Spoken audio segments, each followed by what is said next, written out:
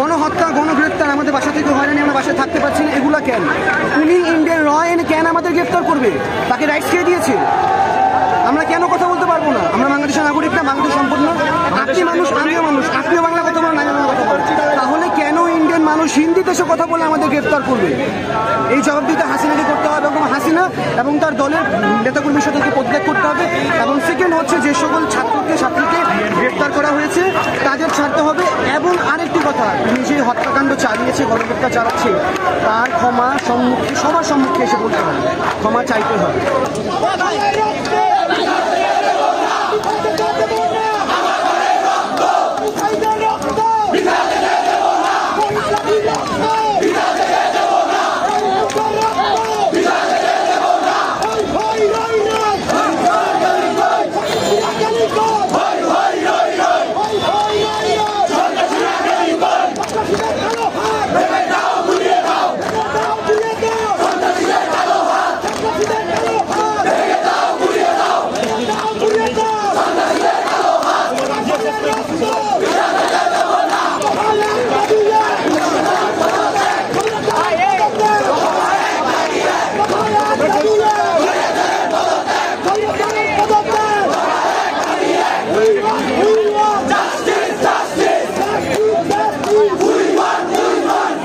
আমাদের অনেক শিক্ষক শিক্ষার্থী আটক করা হয়েছে, তাদের অনেককে গুম করা হয়েছে, আমাদের অনেক সমন্বয়ককে গুম করা হয়েছে। রংপুরে আবু সাইদ ভাইকে প্রকাশ্যে পুলিশ গুলি করেছে, তার মামলায় উল্লেখ করা হয়েছে যে বিক্ষোভকারীদের ইট পাটকেলে তার মৃত্যু হয়েছে। প্রকাশ্যে পুলিশ তার উপরে গুলি চালিয়েছে, তার কাছে কোনো অস্ত্র ছিল না, শুধুমাত্র একটা লাঠি ছিল, কিন্তু তারপরও পুলিশ বাহিনী অবিচারে তার উপরে গুলি চালিয়েছে।